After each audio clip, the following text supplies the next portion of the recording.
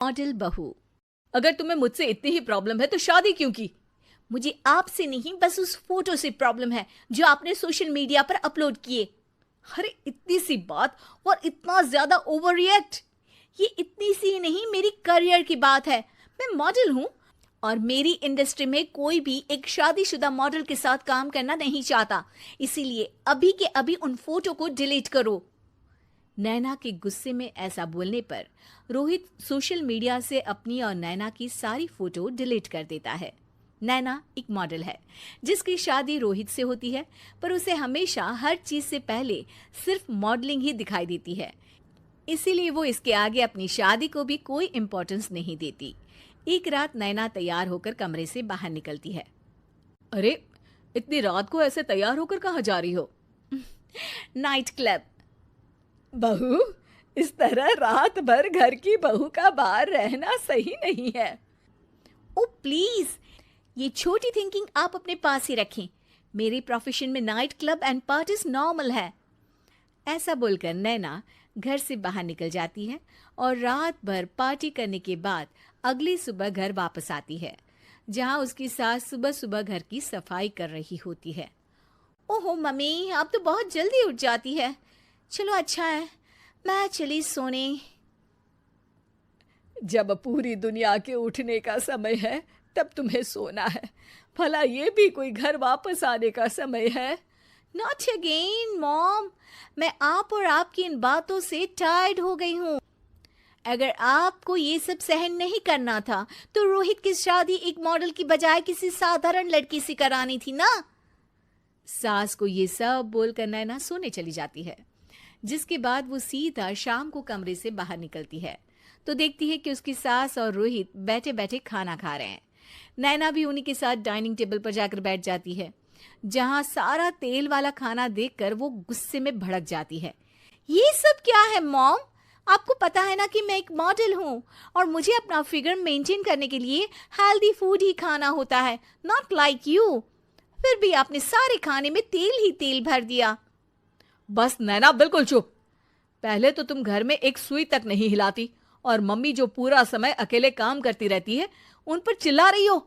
इतनी दिक्कत है तो खुद ही खाना क्यों नहीं बना लेती? पर बनाओगी कैसे?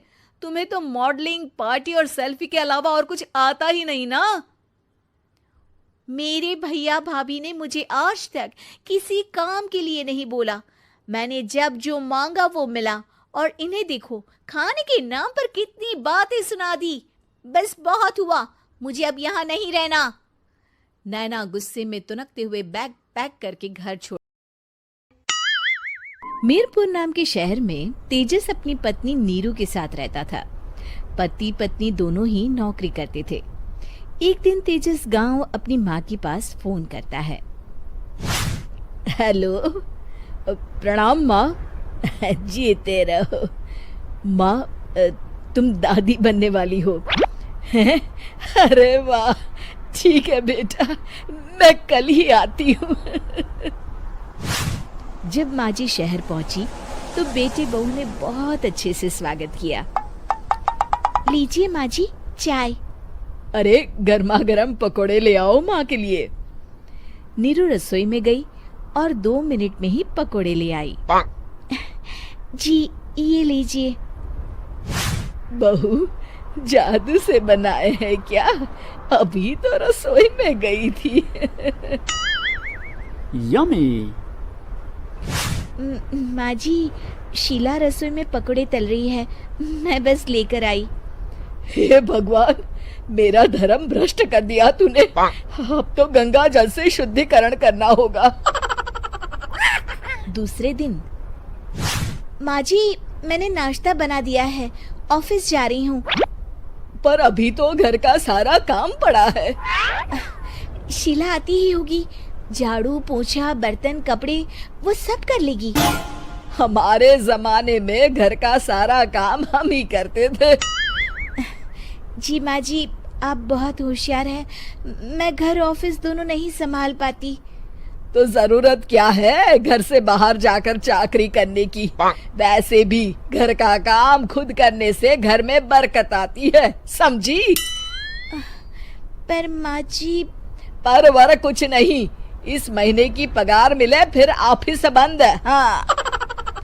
रात को नीरू तेजस से कहती है, सुनिए जी, माँ जी बोल रही थी कि मैं नौकरी छोड़ दूं।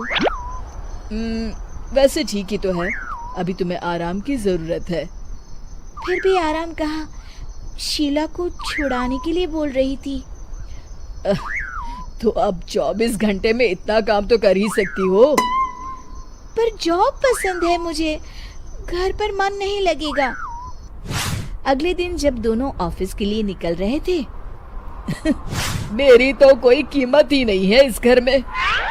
माँ जी, आजकल महंगाई बहुत है, रहन सहन भी बदल गया है। दोनों नौकरी करते हैं तभी ठीक रहता है। अच्छा, तू कहना क्या चाहती है? मेरा बेटा तुझे बिठा के खिला नहीं सकता?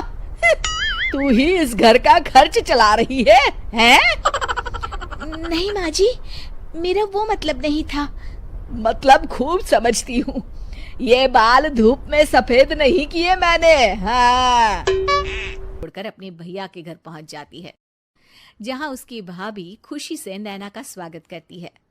अरे क्या बात है नैना, ना कोई खबर ना रोहित साथ में, अचानक कैसे आना हुआ? मैं तो उस घर को हमेशा के लिए छोड़ आई, दोबारा कभी वहां वापस नहीं जाऊंगी।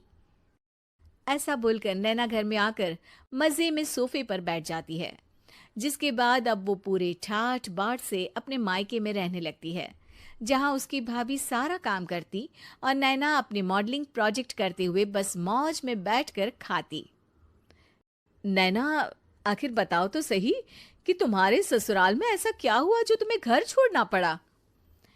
बस उन्हें मेरा लेट नाइट पार्टी जाना और कोई काम ना करना पसंद नहीं था, तो मैंने वो घर छोड़ दिया और यहाँ आ गई। नैना की बात सुनकर उसकी भाभी हैरानी से उसे देखने लगती है, पर कुछ बोलती नहीं। इसी तरह कुछ समय बीतता है और देखते ही देखते अब नैना के पास मॉडलिंग के प्रोजेक्ट्स आने कम हो जाते हैं, जिससे नैना बहुत परेशान रहने लगती है। ऐसा कैसे हो सकता है? मैं इतनी सुंदर मॉडल हूं तो फिर भी मुझे काम क्यों नहीं मिल रहा? देखो नैना, काम में ऐसे उतार चढ़ाव तो आते ही रहते हैं। आज नहीं तो कल तुम्हें इससे भी अच्छा काम मिलेगा। तब तक अगर तुम चाहो तो घर में खाली बोर बैठने से अच्छा है कि मेरी मदद कर सकती हो। नैना पहले तो घर के काम का नाम सुनकर नाक चढ़ाती है, लेकिन फिर कुछ दिनों तक कोई काम न होने पर बोर होकर अपने आप भाभी की मदद करने पहुंच जाती है। इसी तरह धीरे धीरे उसकी भाभी नैना को घर का काम करने के साथ सारा खाना बनाना भी सिखा देती है। एक रात नैना और उसके भैया भाभी साथ बैठकर डिनर कर रहे होते हैं। पता है, आज का सारा खाना नैना ने बनाया है, मैंने तो बस आज थोड़ी सी ही मदद की है। मानना पड़ेगा नैना, खाना तो बहुत स्वादिष्ट है। आखिर मेरी बहन मल्टी टैलेंटेड जो है, मॉडलिंग और घर दोनों एक साथ बखूबी संभाल सकती है। और फिर जब मदद करने के लिए घर में कोई दूसरा इंसान भी हो तो फिर दिक्कत ही क्या। मेरी बहन चाहे तो उसके लिए कुछ भी इम्पॉसिबल नहीं है। भैया की बात सुनकर नैना को अपनी सास और रोहित की याद आ जाती है। भैया, मम्मी और रोहित ने कभी मुझे मॉडलिंग करने से रोका नहीं। वो तो हमेशा हर चीज़ अकेले संभालते आए हैं और मैं हर काम खराब करती रही। मम्मी पूरा घर अकेली संभालती है और मुझसे बस थोड़ी मदद की उम्मीद करती है, पर उसकी जगह मैं उन्हें उल्टा बोलती रही। गलती मेरी है भैया, मुझे अपने ससुराल वापस जाना चाहिए। जानकर खुशी हुई बहना कि अब मेरी छोटी सी बहन समझदार भी हो गई है। इसके बाद नैना अपने ससुराल वापस आकर रोहित और अपनी सास से माफी मांगती है और बाद में खुशी खुशी अपना मॉडलिंग और घर संभालते हुए ससुराल में रहने लगती है। कपड़े धोने वाली बहू। शादी के पहले से ही विभा को कपड़े धोने का बड़ा शौक था। कभी नल के नीचे तो कभी तालाब के पास। अरे मेरी नीली वाली लुंगी नहीं दिख रही है। विभा की अम्मा, कहाँ रखी है लुंगी? अरे वो तो विभा ने परसों ही धोकर रखी थी आपकी अलमारी में, देखो वहीं होगी। वो ना मैंने आज धो दी, मुझे लगा कि गंदी हो गई होगी। अरे कैसे गंदी हो गई थी, उसे तो मैंने पहना भी नहीं। हे भगवान, इस लड़की के कपड़े धोने की आदत से परेशान हो गया हूँ मैं। जितना तो घर में राशन नहीं आता उससे कहीं ज्यादा डिटर्जेंट पाउडर का खर्चा है। इसकी शादी करवा दो, शादी। जाए अपने घर में ही करे काम, फिर चाहे घर के कपड़े धोने हो या पूरे गांव के। हाँ ठीक बोल रही हो, देखता हूँ मैं कोई लड़का। वो दिन भी आ जाता है जब विभा को देखने लड़के वाले आ जाते हैं। लड़की मुझे अच्छी लगी। होने वाली सास कहती है, बेटी अगर कुछ पूछना है तो पूछ लो। वैसे तो हमारी लड़की बहुत ही शर्मीली है, जो बोल दो वो मान लेती है, इसे क्या पूछना होगा। अरे कैसी बात कर रही हो माँ, मुझे इन लोगों के घर रहना है, सवाल तो कई है। हाँ हाँ बेटा पूछ लो ना, क्या पूछना है। आप लोगों के घर कपड़े कौन धोता है? सास का मुंह बन जाता है। देखो अगर तुम ये कहना चाहती हो कि तुम्हें कपड़े धोने नहीं आते तो सुन लो, कपड़े मैं ही धोती हूँ, लेकिन तुम्हारे आ जाने के बाद मैं रुमाल तक नहीं धोऊंगी। अरे चुप रहना भाग्यवान, बहू बेचारी घर आई नहीं, उसे डराना शुरू कर दिया। वो क्या है ना बिटिया, अभी तक तो ये कल्लू की माँ ही धोती थी, लेकिन अब तुम्हारे पापा तो दहेज में वॉशिंग मशीन देंगे ही। तभी विभा की माँ बोल पड़ती है, सवाल भी पूछा तो क्या। वैसे भाई साहब, मशीन की तो फिर भी कपड़े धोने की कैपेसिटी होती है। मतलब जो बिटिया दे रहे हैं ना विभा, इसे कपड़े धोने का बहुत शौक है। ये आप लोगों के क्या, आस पड़ोस गांव मोहल्ले सबके कपड़े धो दे और उफ तक ना करे। बाहर देखा नहीं आपने कितने कपड़े सूख रहे हैं, सब हमारी बिटिया ने ही तो धोए हैं। बस भी करो ना माँ, शर्म आ रही इतनी तारीफ सुनकर। और तो और एक दाग निकाल कर दिखाओ तो मान जाऊं। हाँ अच्छा अच्छा, माफ करना बेटा, मैंने गलत समझा, हमें तो रिश्ता बहुत पसंद है। और ऐसे जुड़ जाता है रिश्ता कपड़े धोने का शौक रखने वाली विभा का। उसकी शादी हो जाती है कोयला फैक्ट्री में काम करने वाले कल्लू के साथ। शादी के बाद अचानक विभा चिल्लाती हुई सास के पास आती है। सासू माँ, अरे सासू माँ कहाँ है आप? ये तो धोखा है, धोखा दिया आप लोगों ने मुझे। इसे ससुर के चक्कर के बारे में पता चल गया। अरे तो उसमें तुझे क्यों धोखा मिला है? अरे नल में पानी नहीं आता, कपड़े कैसे कब धुलेंगे? अच्छा अच्छा, तू पानी नहीं आ रहा उसकी बात कर रही है। तो आपने क्या सोचा? कुछ नहीं। अच्छा तेरी माँ ने कहा था कि कपड़े धोने का शौक है, तुझे याद आया मुझे।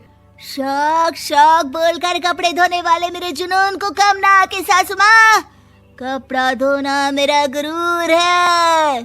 तभी पति भी वहाँ आ जाता है। अभी अभी मैंने इसे सनी देओल की फिल्म दिखाई है, उसी के डायलॉग मार रही है माँ। अच्छा सुन, साफ साफ बता रही हूँ, पानी सुबह 4 से 6 और शाम को 10 से 12 आता है, समझी? विभा टाइमिंग सुनकर हैरान हो जाती है। ये क्या भूतों का मोहल्ला है? सुबह 4 बजे उठकर कौन कपड़े धोता है? 4 बजे टंकी में पानी जाता है, फिर सारा दिन धोना ना, किसने मना किया? अरे कैसे बात कर रही हैं? 200 लीटर की टंकी में कितने कपड़े धो लूंगी मैं? सुबह ही उठ जाऊंगी मैं। अब क्या था, विभा सुबह 4 से लेकर रात के 12 बजे तक कपड़े ही धोती रहती। एक रोज सास पड़ोस से निकलकर कहीं जा रही होती है कि साथ वाली कहती है, हाँ कल्लू की माँ, जरा ये बताओ कि 2 साड़ी है, 2 ब्लाउज और एक पेटीकोट और एक नाड़े वाला लंबा कच्छा। हाँ तो? अरे तो क्या, कितना लोगी धुलाई ये बताओ। धोबन दिख रहे हैं हम क्या? हमारे पति सरकारी नौकरी से अभी अभी रिटायर हुए हैं और बेटा सुपरवाइजर है कोयला फैक्ट्री में। धोबन समझ रखा है हमें? हाय रे कल्लू की अम्मा, माफ कर दो, वो तो मोहल्ले में यही सब बता रहे थे कि तुमने बहू को कपड़ा धुलवाने के काम में लगा दिया है। सास को पड़ोसन की बात सुनकर गुस्सा आ जाता है। वो घर पहुंचती है जहां घर के बाहर ही इतने सारे कपड़े सूख रहे होते हैं जितने कि किसी धोबन के घर पर। अरे ओ कल्लू की दुल्हन, बाहर निकल। माँ जी यहीं आ जाओ, बाथरूम में चादर धो रहे हैं हम। अरे अभी हम धोते हैं, तुमको बाहर निकलो। ये आस पड़ोस वाले बोल रहे हैं कि हम बहू से कपड़े धुलवा कर उसे कपड़ा धोने वाली बना दिए हैं। अरे छोड़ो ना माँ जी, किन लोगों की बातों में आती हो? आस पास के लोगों का तो काम ही होता है कि वो किसी तरह सास बहू को लड़ा दे। बहू सारे घर के कपड़े धोती है, ये क्या कम है? बोलिए। सास को भी लग जाता है कि वो बहू का ये सनकीपन नहीं छुड़वा सकती, इससे अच्छा है कि खुद ही चुप हो जाए। एक रोज सास और बहू मंदिर जाते हैं, जहाँ सास की साड़ी वहाँ खड़ी भीख मांगने वाली से मिलती है। माँ जी क्या बात है, आपकी साड़ी उस भिखारन से कितनी मिल रही है ना? हाँ देखो तो दोनों की साड़ी मिल रही है। क्या बात है कल्लू की अम्मा, तुम खुद को तो अफसर की बीवी बताती हो और ऐसी सिंपल सी प्लेन साड़ी पहनकर घूमती हो। सिंपल और प्लेन नहीं है ये साड़ी। तो क्या सोने के धागे से फूल बने हैं? कुछ भी सासू माँ, कुछ भी। हाँ बने थे इस साड़ी में सोने के धागे से फूल। मेरे पति लेकर आए थे मद्रास से स्पेशली मेरे लिए 10,000 की। लगता है भाई साहब इस भिखारन के लिए भी सेम टू सेम साड़ी लेकर आए होंगे 10,000 की।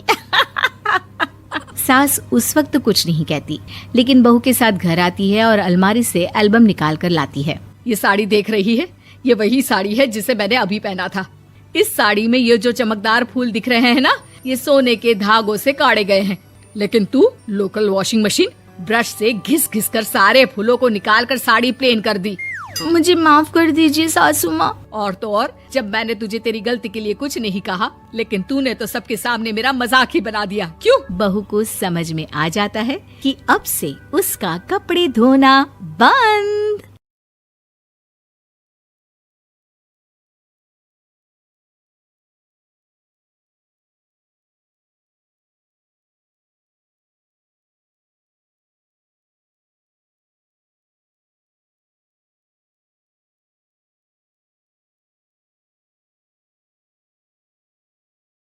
अब तो ये रोज का काम हो गया था। तेजस भी रोज की झिकझिक से परेशान हो गया था।